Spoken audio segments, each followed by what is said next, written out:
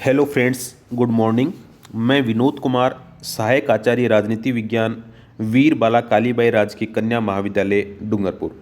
मित्रों, आज के इस वीडियो में हम BA part third political science में नई अंतर्राष्ट्रीय आर्थिक व्यवस्था के बारे में पढ़ेंगे। मित्रों, 1960 के दशक के अंत तक अधिकांश एशियाई और अफ्रीका देश जो हैं वो स्वतंत्र हो गए थे। फिर भी ये अनुभव किया गया कि राजनीतिक स्वतंत्रता के बावजूद नव स्वाधीन देशों में से ज़्यादातर देश जो थे वो आर्थिक दृष्टि से पिछड़े हुए थे और औद्योगिक देशों पर निर्भर थे। मित्रों, पुरानी अर्थव्यवस्था कायम थी जिसे धनी औद्योगिक देशों के प्रभाव वाले ब्रेटन वुड्स सिद्धांत के अंतर्गत चलाया जा रहा था।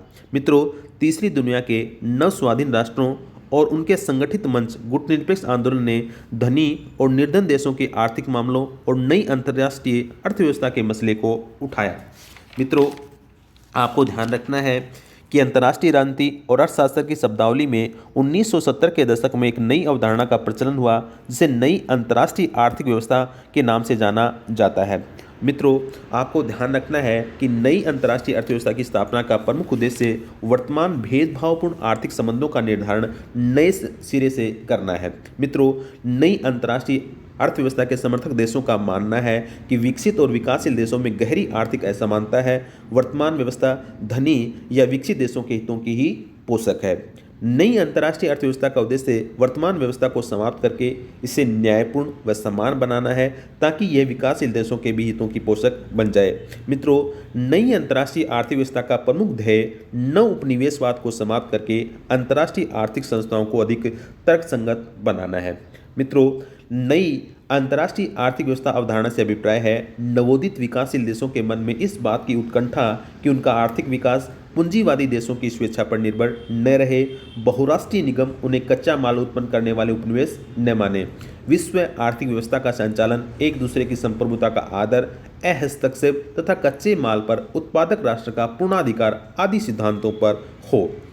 एक बार अर्थ को पुनः जान लेते हैं। मित्रों, नई अंतर्राष्ट्रीय आर्थिक व्यवस्था अवधारणा से अभिप्राय है नवोदित विकासशील देशों के मन में इस बात की उत्कंठा कि उनका आर्थिक विकास पूंजीवादी देशों की स्वेच्छा पर निर्भर न रहे, बहुराष्ट्रीय निगम उन्हें कच्चा माल उत्पन्न करने वाले उपनिवेश न माने, विश्व आर्थिक व्यवस्था का संचालन एक दूसरे की संप्रभुता का आदर, हस्तक्षेप तथा कच्चे माल पर उत्पादक राष्ट्र का पूर्णाधिकार आदि सिद्धांतों पर हो। अब मित्रों, हम नवीन अंतर्राष्ट्रीय आर्थिक व्यवस्था के बुनियादी सिद्धांतों पर चर्चा करेंगे। मित्रों, नवीन अंतर्राष्ट्रीय आर्थिक व्यवस्था के जो बुनियादी सिद्धांत है उस प्रकार हैं। पहला है दोस्तों, खनिज पदार्थों और समस्त प्रकार के आर्थिक क्रियाकलापों पर किसी राष्ट्र की संप्रभुता की स्थापना करना।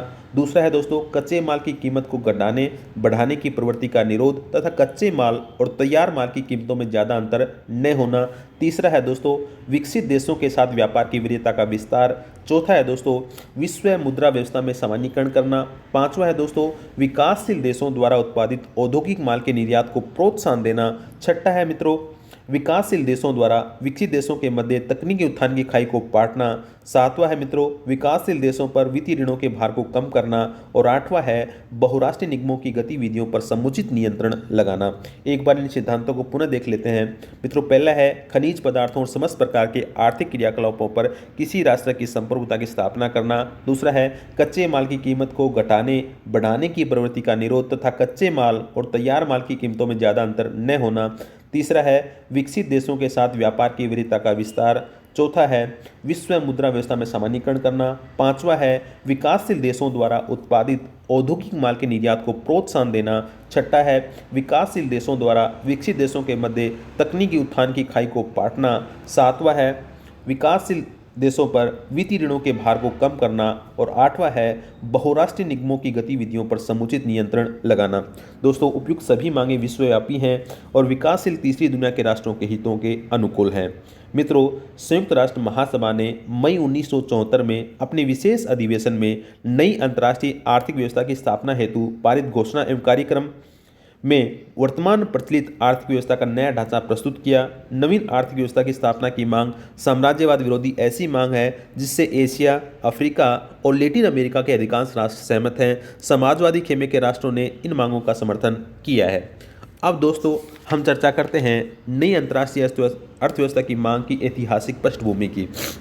मित्रों, आपको ध्यान रखना है कि गुट निरपेक्ष आंदोलन के काहिरा में आर्थिक विकास की समस्याओं पर सम्मेलन में पहली बार आर्थिक विकास का उल्लेख हुआ था। ये गुटनिरपेक्ष आंदोलन की इस दिशा में दिलचस्पी की शुरुआत थी।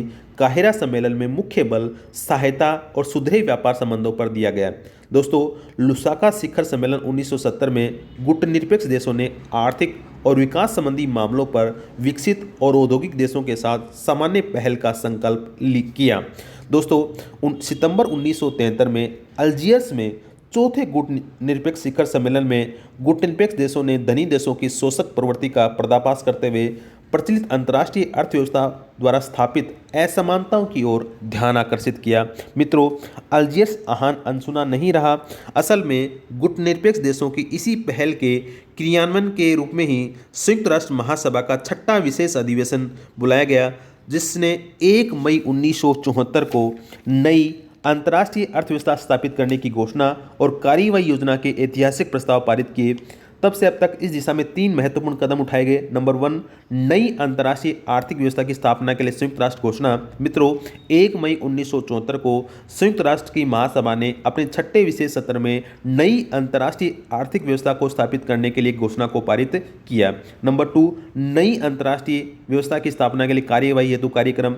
दोस्तों, महासभा ने अपने छठे विशेष सत्र में नई अंतर्राष्ट्रीय आर्थिक व्यवस्था की स्थापना के लिए कार्यवाही हेतु कार्यक्रम पर एक प्रस्ताव पारित किया। इस प्रस्ताव में विस्तार से नई अंतर्राष्ट्रीय आर्थिक व्यवस्था की स्थापना के लिए नीति, कार्यक्रम आदि का उल्लेख किया गया।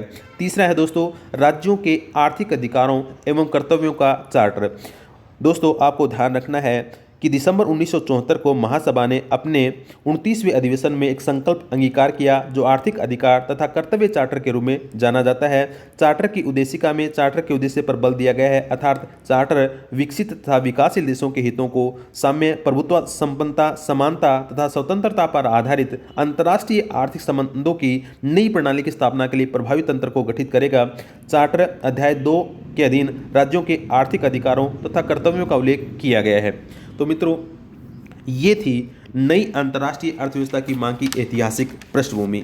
अब मित्रों, हम चर्चा करेंगे नई अंतर्राष्ट्रीय अर्थव्यवस्था के लिए विचार विमर्श। मित्रों, नई अंतर्राष्ट्रीय व्यवस्था के लिए 2 प्रकार के संवाद या विचार विमर्श की शुरुआत हुई, उत्तर दक्षिण संवाद और दक्षिण दक्षिण संवाद। मित्रों, उत्तर दक्षिण संवाद से तात्पर्य है विकसित और विकासशील देशों के मध्य परस्पर सहयोग के लिए विचार विमर्श, तथा दक्षिण दक्षिण संवाद से अभिप्राय है विकासशील देशों के मध्य परस्पर सहयोग और आत्मनिर्भरता की खोज के लिए विचार विमर्श। दोस्तों, याद रखना है, उत्तर दक्षिण संवाद से तात्पर्य है विकसित और विकासशील देशों के मध्य परस्पर सहयोग के लिए विचार विमर्श, और दक्षिण दक्षिण संवाद से अभिप्राय है विकासशील देशों के मध्य परस्पर सहयोग और आत्मनिर्भरता की खोज के लिए विचार विमर्श। मित्रों, आपको ध्यान रखना है कि उत्तर अमीर देशों का प्रतीक है, जबकि दक्षिण में गरीब यानी विकासशील देश आते हैं।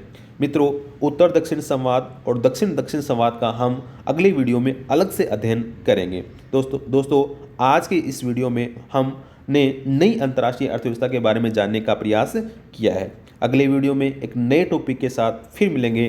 तब तक के लिए जय हिंद, जय भारत।